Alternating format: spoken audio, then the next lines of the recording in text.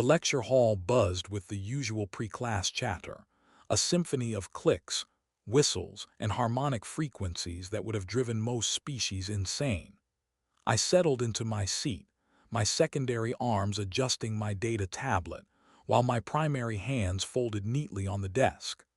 Combat Theory 301 was supposed to be an easy credit, a break from the grueling physics courses that dominated my schedule at the Galactic Defense Academy. Professor Vrixtol entered with his characteristic swagger, all four legs moving in perfect synchronization as his crystalline exoskeleton caught the overhead lights. He was Kreven, a species known for their analytical minds and absolutely terrible sense of humor. The kind of instructor who thought military history jokes were the height of comedy. "Good morning, cadets," he announced, his voice resonating through the translator implants we all wore. "Today, we discuss unarmed combat techniques across the known civilizations." A collective groan rippled through the classroom. Unarmed combat was considered a primitive topic, something most modern species had abandoned millennia ago in favor of energy weapons and tactical drones. Why bother learning to punch when you could vaporize your enemy from orbit? But there she sat, 3 rows ahead of me, the only human in our entire cohort. Kira Vance. Quiet, unassuming, always scribbling notes with an actual physical writing instrument, like some kind of barbarian. Her brown hair was pulled back in what humans called a ponytail, and she wore the standard academy jumpsuit like everyone else, though somehow it looked different on her. More functional, less decorative. I'd never actually spoken to her. Most of us hadn't. Humans were new to the Galactic Council, barely a century into their membership, and they had a reputation for being, well, weird. They ate almost anything organic, slept in complete darkness, and apparently found danger exciting rather than terrifying. Their planet was a death world by any reasonable standard, yet they'd somehow thrived there. Professor Vrixtol activated the holographic display, and images of various species demonstrating combat techniques flickered to life above his desk. The Thoraxians with their blade-like forearms, the Quelix with their stunning electric discharge, the Morphine with their acidic spray. "As you can see," Vrixtol continued, gesturing with 2 of his appendages, "most species evolved natural weapons for self-defense. Claws, toxins, armored plating, superior strength. Combat without technology is simply an extension of these biological advantages." He paused, his compound eyes scanning the room with what I'd learned to recognize as his dramatic pause face. Here it comes, I thought, another bad joke. "Humans, however," he said, and I noticed Kira's shoulders tense slightly, "are perhaps the most disadvantaged species in this regard. No claws, no venom, no armor. Their bite force is laughable compared to even the weakest carnivorous species. They lack the speed of a drifter, the strength of a Gorlax, the sensory capabilities of a Vesh." Several students chattered in amusement. I felt a twinge of second-hand embarrassment for Kira, who remained perfectly still, her writing instrument frozen above her notepad. "In fact," Vrixtol went on, warming to his subject now, "humans are so poorly designed for combat that they invented weapons almost immediately upon achieving sentience. Rocks tied to sticks. Can you imagine? They literally had to borrow tools from their environment just to survive. And even now, in unarmed combat scenarios, a human would be hopelessly outmatched by virtually any other council species." The professor pulled up a comparison chart showing various species' combat capabilities. Humans ranked near the bottom, just above the flume, a species of sentient moss that communicated through spores and had the physical consistency of wet bread. "Their only real advantage is endurance," Vrixtol said dismissively. "They can run for extended periods without overheating. Useful for fleeing, I suppose, but hardly relevant in actual combat. No, when it comes to fighting barehanded, humans simply don't. They can't. They'd be torn apart in seconds by any respectable predator." That's when it happened. Kira's hand rose into the air slowly, deliberately, with the kind of controlled movement that suddenly made me reassess everything I thought I knew about human body language. This wasn't the hesitant gesture of a student asking for clarification. This was something else entirely. The room fell silent. Even Vrixtol seemed surprised, his antennae twitching with confusion. "Yes, Cadet Vance," he asked, a hint of condescension in his tone. Kira stood, and I swear the temperature in the room dropped 2 degrees. Her face remained neutral, but there was something in her eyes, a glint that made my survival instincts suddenly start screaming warnings. "Permission to demonstrate, sir." Her voice was calm, almost plea. Assent, too pleasant. Vrixtol's mandibles clicked in what might have been amusement. "Demonstrate what exactly?" "That your assessment of human unarmed combat capabilities is, respectfully, incomplete." Oh no. I'd heard that tone before from my clutch mother right before she demolished a corrupt trade official's arguments in front of the entire colonial council. That was the sound of someone who knew they were right, and was about to prove it in the most humiliating way possible. Vrixtol's exoskeleton seemed to bristle. "Cadet Vance, I appreciate your enthusiasm, but the data is quite clear. Human physiology is simply not suited for, with respect, Professor, data without context is just numbers."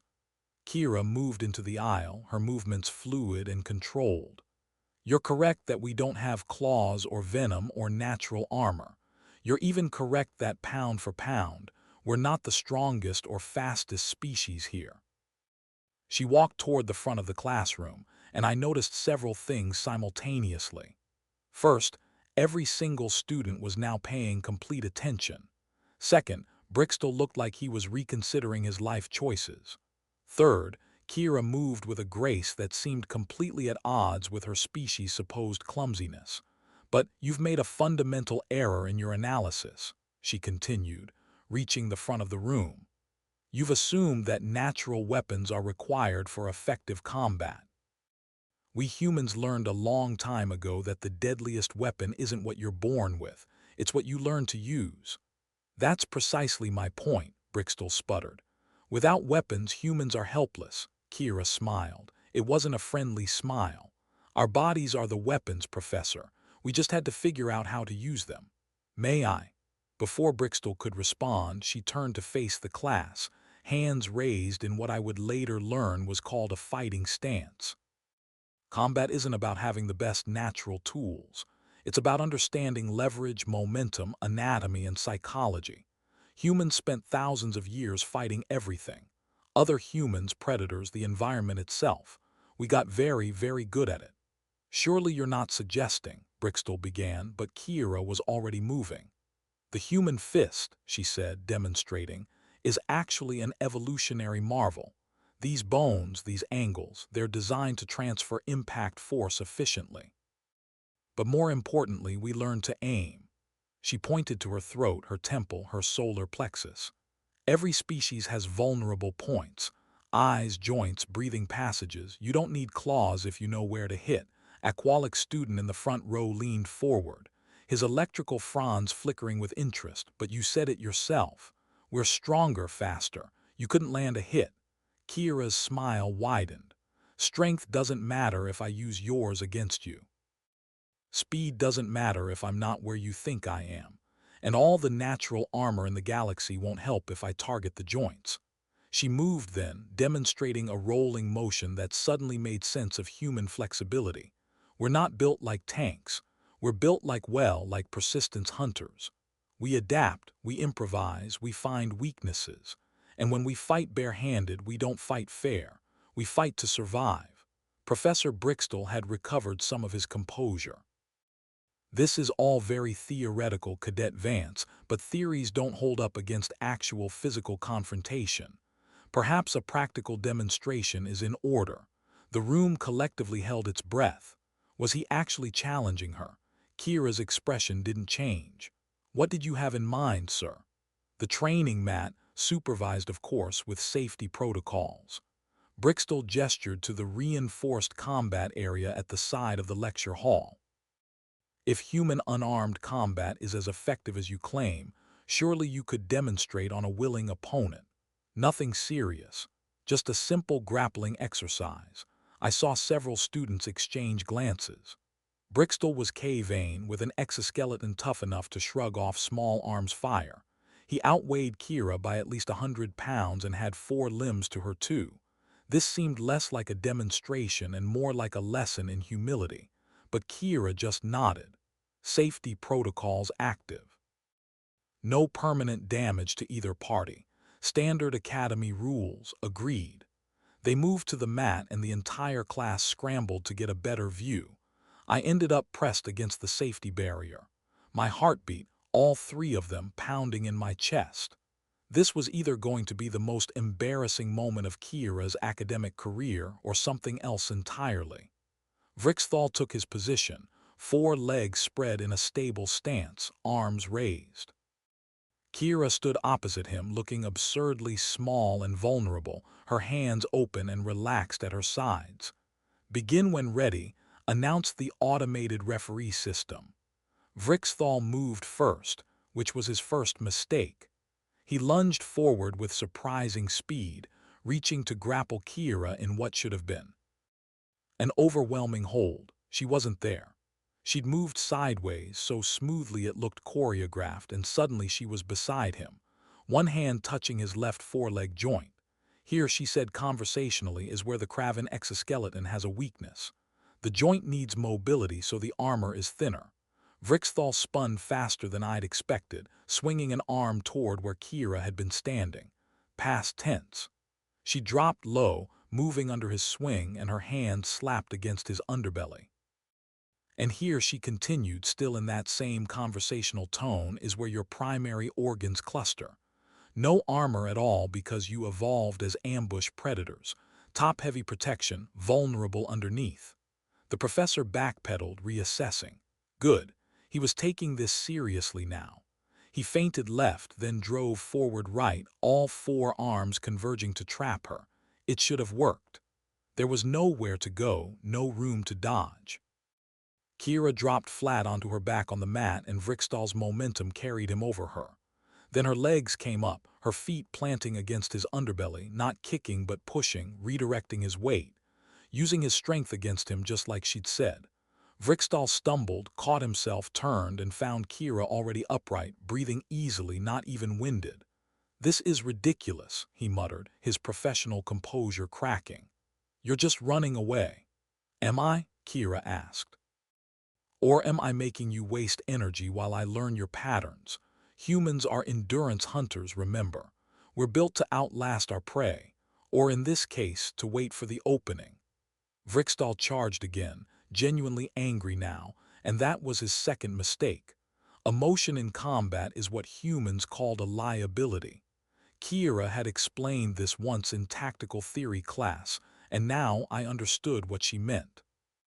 She sidestepped again, but this time her hand shot out, fingers finding that joint she'd identified earlier. She didn't hit it. She grabbed it, twisted, and used Vrixtol's own momentum to send him tumbling across the mat. He rolled, trying to regain his footing, but Kira was already moving. She slid behind him, one arm wrapping around his neck, not choking but controlling, her legs hooking around his abdomen, locking in place. "And this," she said, still maddeningly calm, "is what we call a rear naked choke. Except I've modified it for your anatomy. I'm not cutting off your air. I'm controlling your head, limiting your movement, and positioning myself where none of your limbs can reach me effectively. You could throw yourself backward, but that would hurt you more than me. You could try to pry my arms off, but my skeletal structure gives me better leverage in this position than your exoskeleton gives you. You're stronger, but right now that doesn't matter." The room was dead silent. Professor Brix's tail struggled for a moment, then went still, his breathing heavy through his spiracles. "Yield," Kira asked politely. A long pause, then quietly, "Yield." She released him immediately, rolling away and offering a hand to help him up. To his credit, Brix's tail took it, his compound eyes unreadable as he regained his feet. "That," he said slowly, "was not what I expected." Kira dusted off her jumpsuit. "That's generally the idea, sir. Humans learned early that expectations are weapons too. Let your opponent underestimate you, and you've already won half the fight. She walked back toward her seat, and the room erupted. Questions flew from every direction, students practically climbing over each other to talk to her. But Kira just sat down, picked up her writing instrument, and looked expectantly at the professor as if she hadn't just completely dismantled everything we thought we knew about human capabilities. Vrixtol cleared his throat, a distinctly embarrassed sound. Well, it appears I need to revise my lecture notes. Cadet Vance, perhaps you'd be willing to assist with a more comprehensive presentation on human combat techniques. Happy to, sir. Kira smiled, and this time it was genuine. But maybe we start with the basics, like why humans are terrifying even without technology.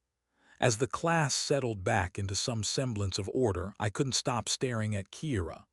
We'd all dismissed humans as the weak newcomers, the species that got lucky with technology but couldn't hold their own in real combat. We'd been so incredibly wrong. And the scariest part, she'd been gentle with Vrixtol. I could see it in her movements, the careful control, the deliberate choice not to actually hurt him. She'd made her point without causing injury, which meant she could have done so much worse. Humans don't fight barehanded, the professor had said. What he meant was that humans fought with everything. Their bodies, their minds, their understanding of physics and anatomy and psychology. They'd turned themselves into weapons through sheer determination and thousands of years of practice. That night after classes ended, I found myself in the Academy library pulling up every file I could find on human history. Wars, martial arts, combat sports, military tactics.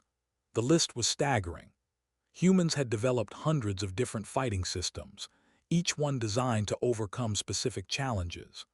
They'd fought each other so much that they'd become experts in countering their own species' advantages. And now they were here, among the stars, looking like easy prey to species with natural weapons and superior strength. But that was the trap, wasn't it? That's what Kira had demonstrated. Humans had learned to weaponize the assumptions others made about them. I thought about the lecture, about Kira's calm explanation of vulnerable points and leverage and momentum. She taught us more in those 5 minutes than Vrixtol had in the entire semester. Not just about combat techniques, but about the fundamental nature of warfare itself. It's not about being the strongest or the fastest or having the most intimidating natural weapons. It's about being smart enough to turn your opponent's advantages into weaknesses. It's about endurance and adaptation and the absolute refusal to give up. That's what made humans dangerous. Not their technology, not their weapons, but their mindset. They were a species that had clawed their way to the top of their food chain, despite being on paper completely unsuited for the task. They'd done it through intelligence, cooperation, and a truly terrifying amount of determination. And now they were in the galaxy, making the same assumptions we'd made about them. Looking harmless, acting friendly, asking questions, learning. Always learning. I pulled up the council records on humanity's admission to the galactic community. There'd been debates, concerns about their aggressive history, their tendency toward conflict, but they'd been accepted because they demonstrated the ability to work together, to form alliances, to solve problems diplomatically. What the council hadn't considered, what I was only now beginning to understand, was that humans' capacity for peace was directly proportional to their capacity for violence. They knew how to fight so well that they'd learned when not to fight. They understood the costs of warfare because they'd paid them repeatedly throughout their entire history. Kira hadn't been showing off in that classroom. She'd been teaching us a fundamental lesson about her species. Underestimate humans at your own peril. They might not look like warriors, but that just means you won't see them coming.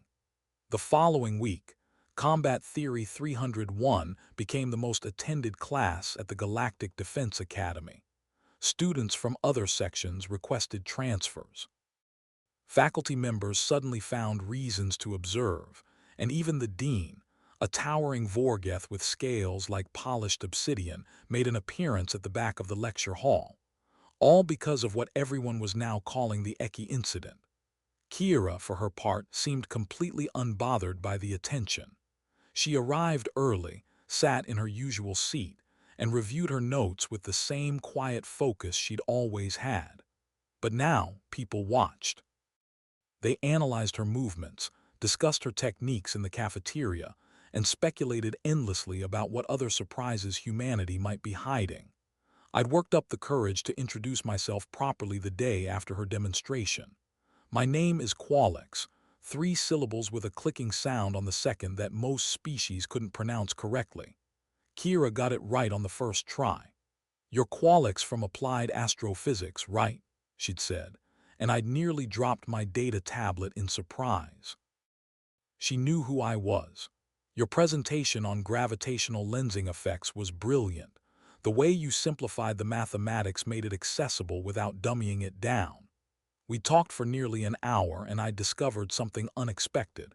Kira wasn't just competent at combat. She was genuinely interested in everything: physics, xenobiology, art, music from different cultures. She asked questions constantly.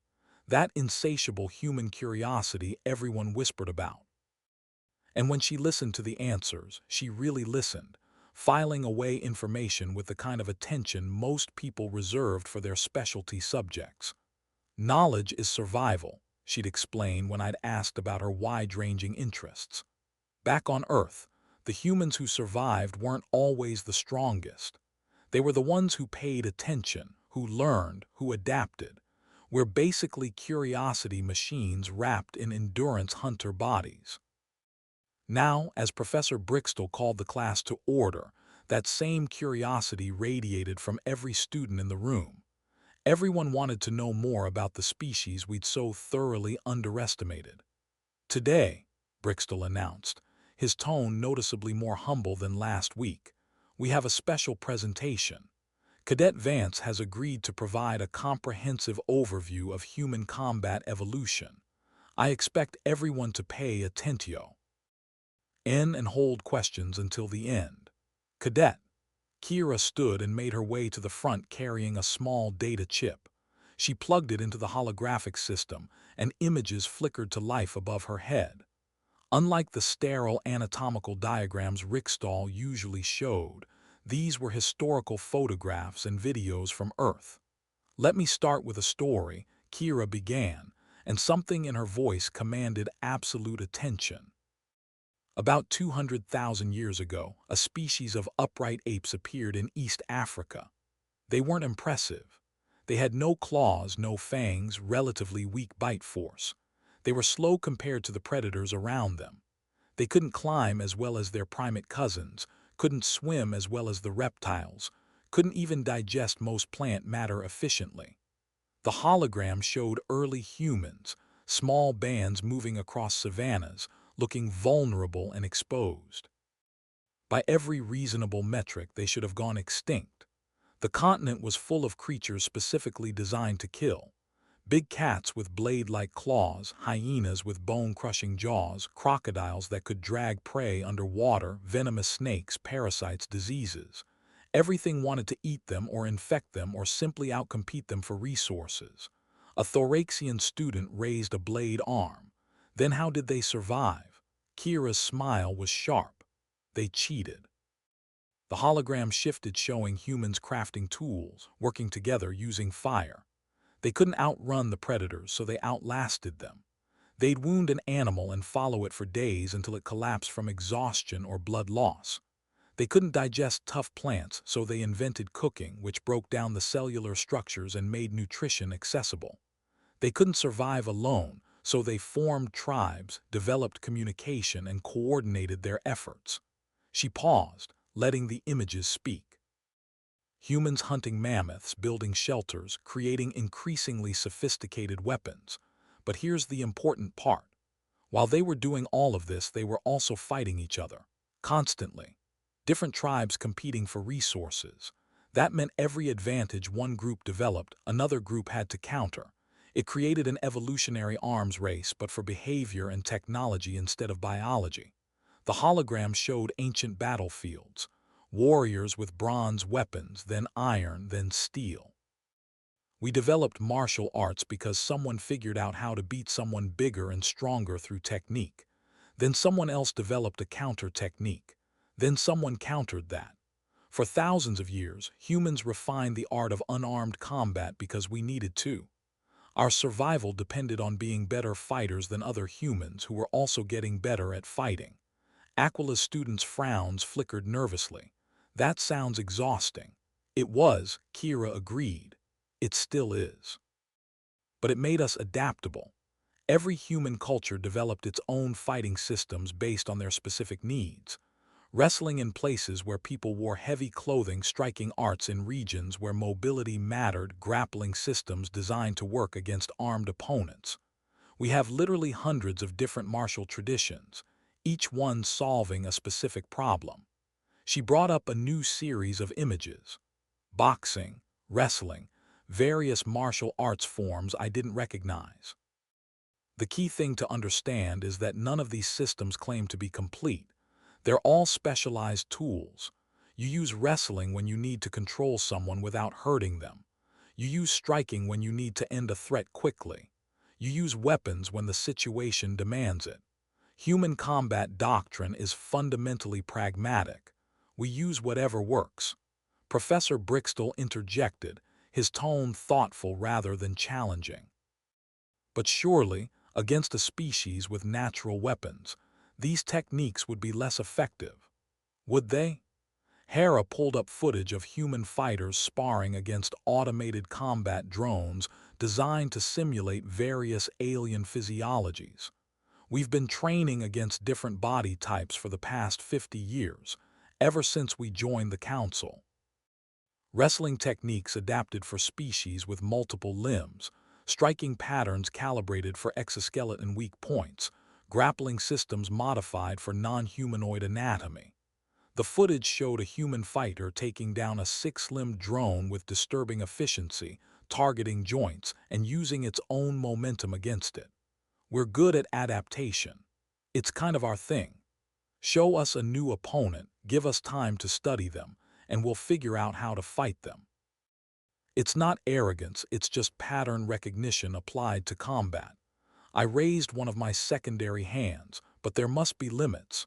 What about species with truly alien anatomy, beings that don't have vulnerable points you can target? Kira nodded, acknowledging the valid question. Absolutely. There are species we probably couldn't fight effectively hand-to-hand. Energy beings, hive minds, creatures the size of buildings. But here's the thing. Those species can't really fight us hand-to-hand either. At that point, combat becomes about technology and tactics, not physiology. And humans are pretty good at those, too. She switched to another image. This one showing human soldiers in various historical periods. Ancient warriors, medieval knights, modern special forces. The real advantage humans have isn't any single technique or physical attribute. It's our approach to conflict. We study our enemies obsessively. We train constantly. We develop contingency plans for every scenario we can imagine, then make up a few more just to be safe. We wargame situations that haven't happened yet and might never happen just so we're prepared if they do. That sounds paranoid, muttered a drifter student from the back row. It absolutely is, Kira said cheerfully. Humans are deeply paranoid as a species. It kept us alive when everything on our planet was trying to kill us. Now it means we're really hard to surprise in combat situations. She pulled up this one showing a human fighter facing off against a simulated alien opponent 3 times their size. Last week, Professor Vrixtol said humans don't fight barehanded. He was wrong, but I understand why he thought that. Most species see our lack of natural weapons and assume we're dependent on technology. But the truth is more nuanced. We prefer weapons because we're practical, not because we're incapable without them. We developed tools early because we were smart enough to realize that fighting fair meant fighting stupid. The room was absolutely silent. Every student was transfixed. But when we can't use weapons, when it comes down to flesh against flesh, we're terrifying. Because we've spent our entire evolutionary history figuring out how to kill things that were better equipped to kill us. We've practiced on each other for so long that we've become artists of violence. And the really scary part, she paused and her expression became utterly serious. Most humans never use these skills. We go our entire lives without getting into a single real fight. We train, we practice, we maintain the capability, but we don't need to prove anything because we know what we're capable of. And that confidence, that quiet certainty that we could handle ourselves if we had to, that's what you saw last week. Not aggression, not showing off, just competence. Professor Vrixtol stood, his mandibles clicking softly. Thank you, Cadet Vance. That was illuminating, illuminating.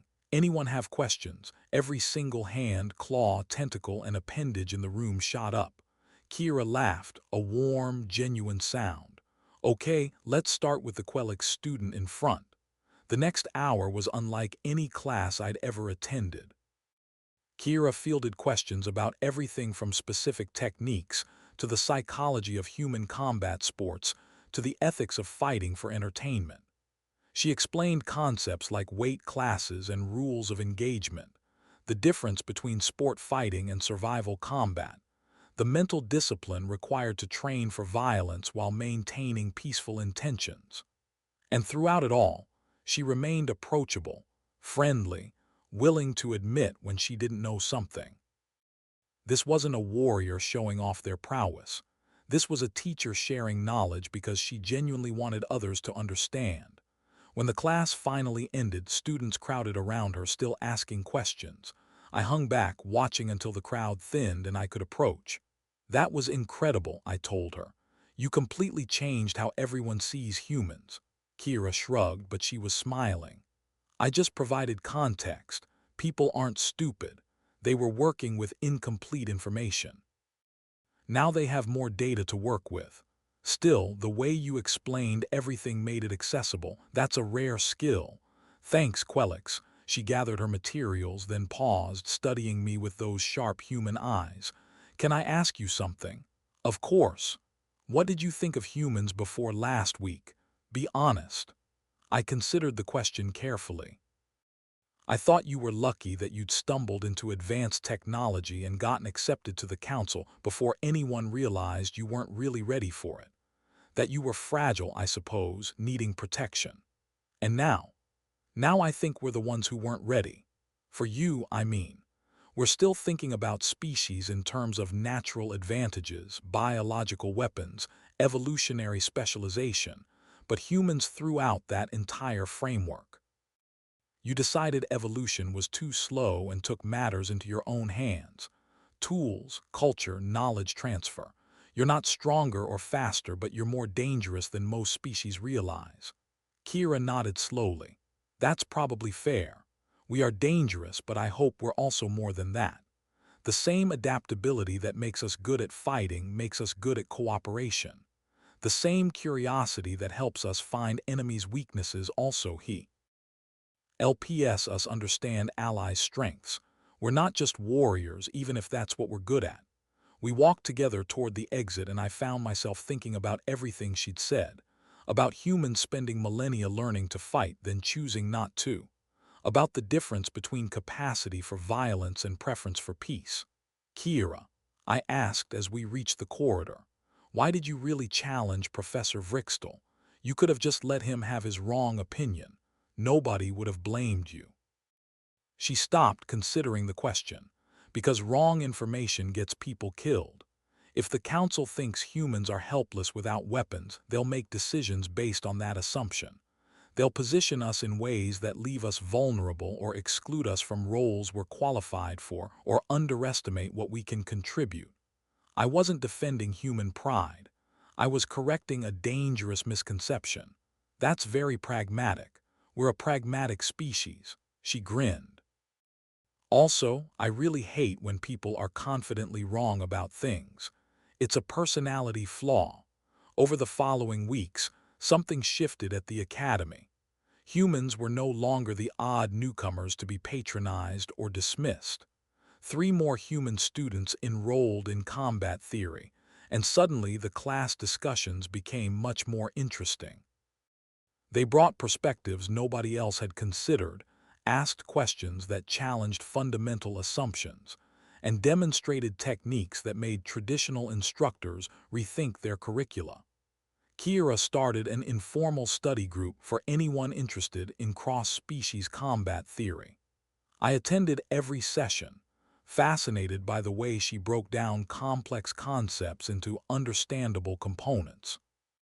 We analyzed theoretical matchups, discussed how different physiologies would interact in combat scenarios, and learned to think about fighting in ways that transcended simple comparisons of strength or speed.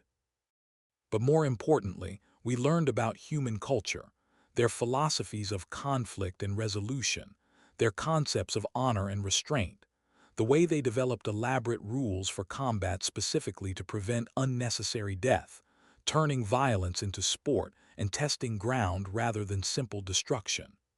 We fight so we know how, Kira explained during one session. But we also fight so we don't have to. Every human who trains in martial arts learns when not to use them.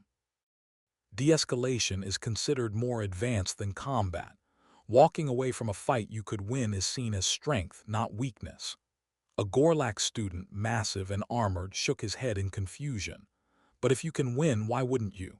Victory establishes dominance. Because violence has costs beyond the immediate fight, Kira said patiently. Physical damage, psychological trauma, legal consequences, relationship breakdowns. Winning a fight might lose you everything else that matters. Humans learned that the hard way over and over. Now we teach it to children. The best fight is the one that never happens. I thought about my own species' approach to conflict, the formal challenges and ritual combat that resolved disputes. It was civilized, structured, but also limited. We'd never developed the sophisticated understanding of violence that humans had because we'd never needed to. Our natural weapons and armor meant most fights were survivable, even decisive ones. Humans, lacking those advantages, had been forced to take fighting much more seriously, which paradoxically made them more thoughtful about when to fight at all. The semester drew to a close, and Professor Vrixtol announced the final examination would be practical. Each student would face a simulated combat scenario against an opponent with unknown capabilities.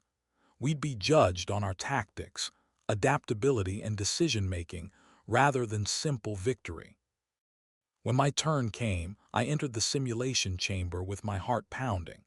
The holographic opponent materialized, a creature I'd never seen before with 6 limbs and what appeared to be venomous spines along its back. I froze for a critical second, trying to assess threats and vulnerabilities. The creature lunged. I barely managed to dodge, my movements clumsy compared to Kira's fluid efficiency. It cornered me, and I realized I was about to fail spectacularly.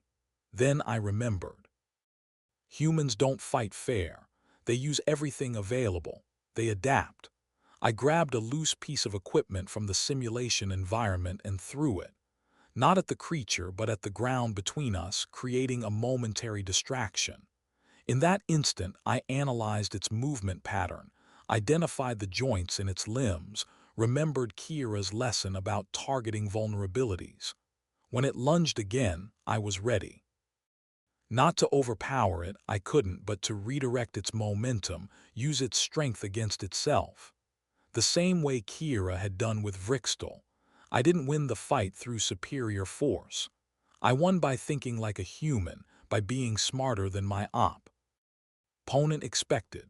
Later, watching Kira's own examination, I saw something that summarized everything I'd learned. Her opponent was massive, armored with natural weapons that should have made victory impossible. She studied it for exactly 3 seconds, then executed a flawless strategy that exploited its mass, turned its armor into a liability, and had it immobilized in under a minute. But what struck me most was her face. Calm, focused, but not cruel. She'd won decisively but without unnecessary harm, efficient violence tempered by restraint, the human way. As we left the academy that final day of the semester, I walked with Kira through the transit station, both of us heading toward different destinations for the break period. I learned more from you this semester than from any other course, I told her. About combat, yes, but also about how to think differently, Kira smiled. You taught me things, too, you know. Your perspective on gravitational mechanics opened up new ways of thinking about navigation. That's what the council should be, right? Different species sharing knowledge, making everyone better. Do you think it works? The council, I mean, with all our differences. It has to. She adjusted her travel pack, and I noticed the casual strength in the movement, the awareness of her surroundings, the quiet confidence that came from knowing she could handle whatever came next. Because the alternative is everyone staying separate, isolated, limited by their own perspectives. Humans learned the hard way that cooperation beats competition in the long run. Now we're trying to apply that lesson on a galactic scale. We parted ways at the platform, but her words stayed with me. Humans don't fight barehanded, Professor Vrixtol had said, meaning it as a weakness. But he'd been wrong in a more fundamental way than he realized. Humans fight with everything. Their hands, their minds, their tools, their culture, their relentless determination to survive and thrive no matter what the universe throws at them. And now, they were here, among the stars, teaching the rest of us that weakness is just opportunity in disguise, that limitations force innovation, that the species without natural weapons had become the most dangerous of all, precisely because they'd never had the luxury of taking survival for granted. In class, Vrixtol had made a claim about human inadequacy. Kira had quietly raised her hand and challenged that claim with nothing more than knowledge and skill. She'd changed minds not through argument but through demonstration. Very human, I realized. Show, don't tell. Prove your point through action. As my transport lifted away from the academy, I looked back at the sprawling complex where dozens of species learned together, fought together, grew together. And I thought about a small human woman who taught an entire classroom full of naturally armed predators that the deadliest weapons aren't the ones you're born with. They're the ones you forge yourself through practice and discipline, and an absolute refusal to accept that anything is impossible. Humans don't fight barehanded. They fight with everything they have, everything they've learned, everything they've become through millennia of struggle and adaptation. And that, I'd finally understood, is what makes them truly terrifying. Not their strength or speed or natural advantages. Their minds, their determination, their complete unwillingness to quit, no matter how badly the odds are stacked against them. Professor Vrixtol had been right about one thing. Humans really don't fight fair. Thank goodness they're on our side.